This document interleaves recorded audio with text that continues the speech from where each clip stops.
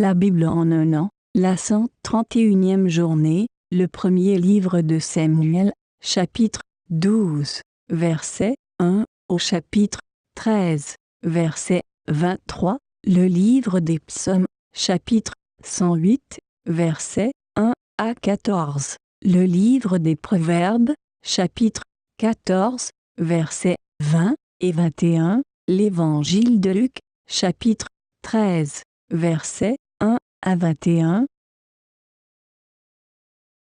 Le premier livre de Samuel, chapitre 12. Samuel dit à tout Israël, « Voici, j'ai écouté votre voix dans tout ce que vous m'avez dit et j'ai établi un roi sur vous. Et maintenant, voici le roi qui marchera devant vous. Pour moi, je suis vieux, j'ai blanchi, et mes fils sont avec vous. J'ai marché à votre tête depuis ma jeunesse jusqu'à ce jour. Me voici, rendez témoignage contre moi en présence de l'Éternel et en présence de son oint. De qui ai-je pris le bœuf? De qui ai-je pris l'âne? Qui ai-je opprimé et qui ai-je traité durement? De qui ai-je reçu un présent pour fermer les yeux sur lui? Je vous le rendrai. » Ils répondirent, « Tu ne nous as point opprimés, et tu ne nous as point traités durement, et tu n'as rien reçu de la main de personne. » Il leur dit encore, « L'Éternel est témoin contre vous, et son oint est témoin, en ce jour, que vous n'avez rien trouvé dans mes mains. » Et ils répondirent, « Ils en sont témoins. » Alors Samuel dit au peuple, « C'est l'Éternel qui a établi Moïse et Aaron, et qui a fait monter vos pères du pays d'Égypte. Maintenant, présentez-vous, et je vous jugerai devant l'Éternel sur tous les bienfaits que l'Éternel vous a accordés à vous et à vos pères. Après que Jacob fut venu en Égypte, vos pères crièrent à l'Éternel, et l'Éternel envoya Moïse et Aaron, qui firent sortir vos pères d'Égypte, et les firent habiter dans ce lieu. Mais ils oublièrent l'Éternel leur Dieu, et il les vendit entre les mains de Sisera, chef de l'armée de Hatzor, entre les mains des Philistins et entre les mains du roi de Moab, qui leur firent la guerre. Ils crièrent encore à l'Éternel et dirent, « Nous avons péché, car nous avons abandonné l'Éternel, et nous avons servi les Baals et les Astartés. Délivre-nous maintenant de la main de nos ennemis, et nous te servirons. » Et l'Éternel envoya Jérub-Baal et Badan et Jephthé et Samuel, et il vous délivra de la main de vos ennemis qui vous entouraient, et vous demeurâtes en sécurité. Puis, voyant que Nachash, roi des fils d'Ammon, marchait contre vous, vous m'avez dit, « Non, mais un roi régnera sur nous. » Et cependant l'Éternel, votre Dieu, était votre roi. Voici donc le roi que vous avez choisi, que vous avez demandé. Voici, l'Éternel a mis sur vous un roi. Si vous craignez l'Éternel, si vous le servez, si vous obéissez à sa voix, si vous n'êtes point rebelle à la parole de l'Éternel, vous vous attacherez à l'Éternel, votre Dieu, vous et le roi qui règne sur vous. Mais si vous n'obéissez pas à la voix de l'Éternel, et si vous êtes rebelle à la parole de l'Éternel, la main de l'Éternel sera contre vous, comme elle a été contre vos pères. Attendez encore ici, et voyez le prodige que l'Éternel va opérer sous vos yeux. Ne sommes-nous pas à la moisson des blés? J'invoquerai l'Éternel, et il enverra des tonnerres et de la pluie. Sachez alors, et voyez combien vous avez eu tort aux yeux de l'Éternel de demander pour vous un roi. » Samuel invoqua l'Éternel, et l'Éternel envoya ce même jour des tonnerres et de la pluie. Tout le peuple eut une grande crainte de l'Éternel et de Samuel. Et tout le peuple dit à Samuel, « Prie l'Éternel, ton Dieu, pour tes serviteurs, afin que nous ne mourions pas, car nous avons ajouté à tous nos péchés le tort de demander pour nous un roi. » Samuel dit au peuple, « N'ayez point de crainte, vous avez fait tout ce mal, mais ne vous détournez pas de l'Éternel et servez l'Éternel de tout votre cœur. Ne vous en détournez pas, sinon vous iriez après des choses de néant qui n'apportent ni profit ni délivrance, parce que ce sont des choses de néant. L'Éternel n'abandonnera point son peuple à cause de son grand nom, car l'Éternel a résolu de faire de vous son peuple. Loin de moi aussi de pécher contre l'Éternel, de cesser de prier pour vous. Je vous enseignerai le bon et le droit chemin. Craignez seulement l'Éternel et servez-le fidèlement de tout votre cœur, car voyez quelle puissance il déploie parmi vous. Mais si vous faites le mal, vous périrez, vous et votre roi. Le premier livre de Samuel, chapitre 13. Saül était âgé de ans lorsqu'il devint roi, et il avait déjà régné 2 ans sur Israël. Saül choisit 3000 hommes d'Israël, 2000 étaient avec lui, à Michmash et sur la montagne de Béthel, et 1000 étaient avec Jonathan, à Gibéa de Benjamin.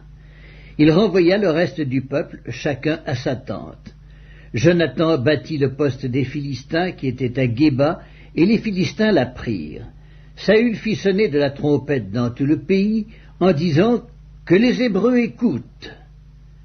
Tout Israël entendit que l'on disait « Saül a battu le poste des Philistins, et Israël se rend odieux aux Philistins. » Et le peuple fut convoqué auprès de Saül à Gilgal.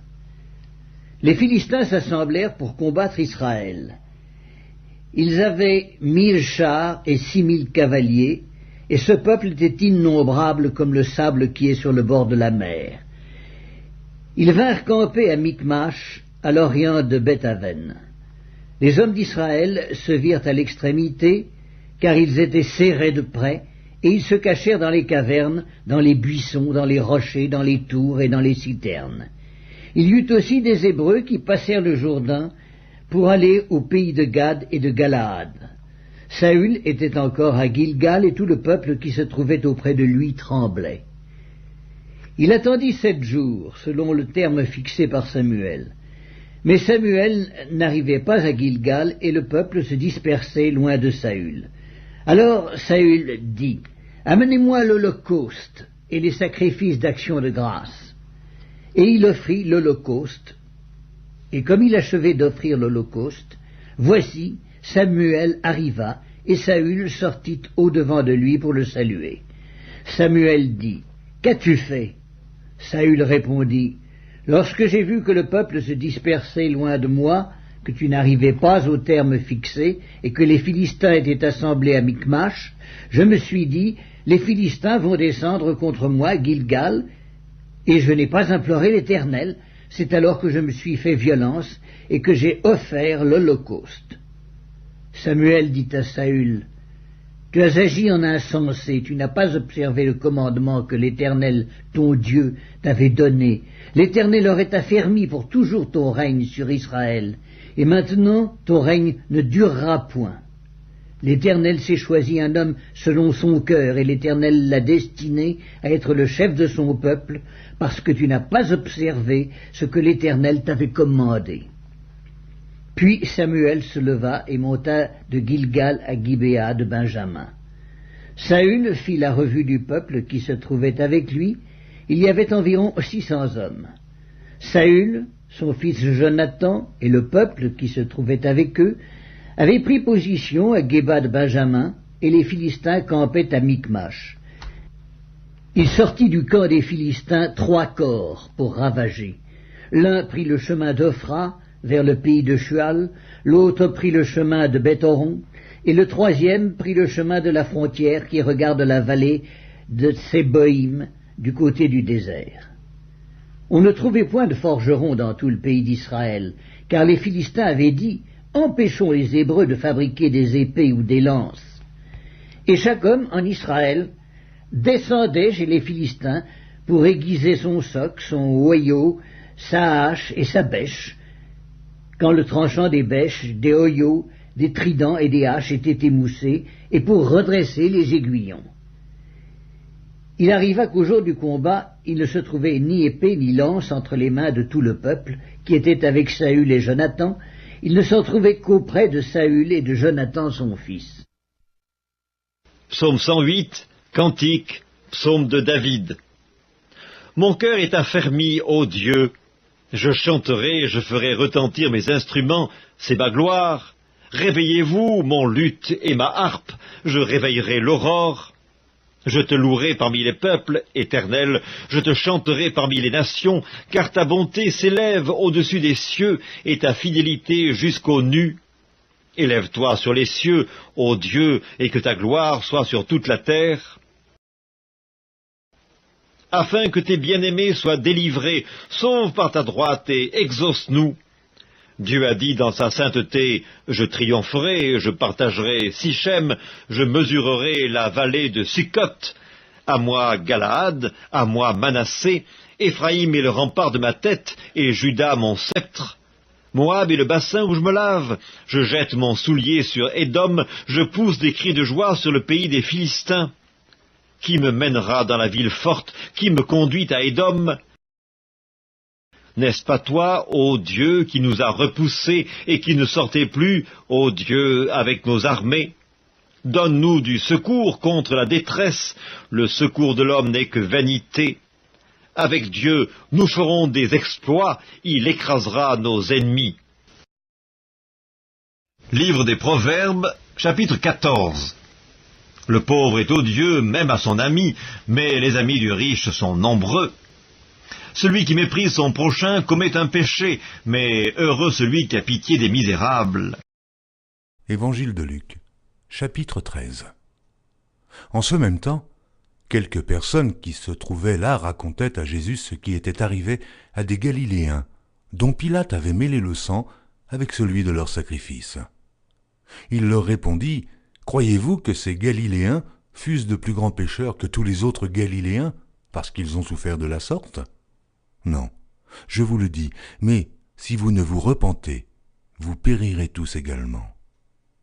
Ou bien ces 18 personnes sur qui est tombée la tour de Siloé et qu'elle a tuées, croyez-vous qu'elles fussent plus coupables que tous les autres habitants de Jérusalem ?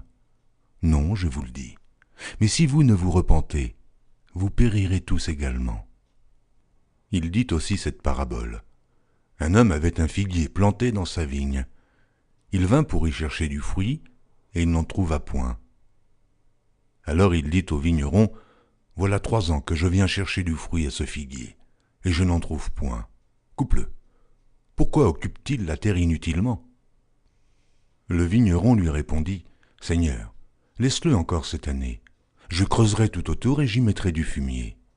Peut-être à l'avenir donnera-t-il du fruit, sinon tu le couperas. » Jésus enseignait dans une des synagogues le jour du Shabbat. Et voici, il y avait là une femme possédée d'un esprit qui la rendait infirme depuis 18 ans. Elle était courbée et ne pouvait pas du tout se redresser. Lorsqu'il la vit, Jésus lui adressa la parole et lui dit, « Femme, tu es délivrée de ton infirmité. » Et il lui imposa les mains. À l'instant, elle se redressa et glorifia Dieu. Mais le chef de la synagogue, indigné de ce que Jésus avait opéré cette guérison un jour de Shabbat, dit à la foule, « Il y a 6 jours pour travailler. Venez donc vous faire guérir ces jours-là, et non pas le jour du Shabbat. » « Hypocrite, lui répondit le Seigneur, est-ce que chacun de vous, le jour du Shabbat, ne détache pas de la crèche son bœuf ou son âne pour le mener boire ? Et cette femme, qui est une fille d'Abraham, et que Satan tenait liée depuis 18 ans, ne fallit-il pas la délivrer de cette chaîne le jour du Shabbat ? » Tandis qu'il parlait ainsi, tous ses adversaires étaient confus, et la foule se réjouissait de toutes les choses glorieuses qu'il faisait. Il dit encore, « À quoi le royaume de Dieu est-il semblable ? Et à quoi le comparerai-je ? Il est semblable à un grain de sénévé qu'un homme a pris et jeté dans son jardin. Il pousse, devient un arbre, et les oiseaux du ciel habitent dans ses branches. » Il dit encore, « À quoi comparerai-je le royaume de Dieu ? Il est semblable à du levain qu'une femme a pris et mis dans 3 mesures de farine pour faire lever toute la pâte.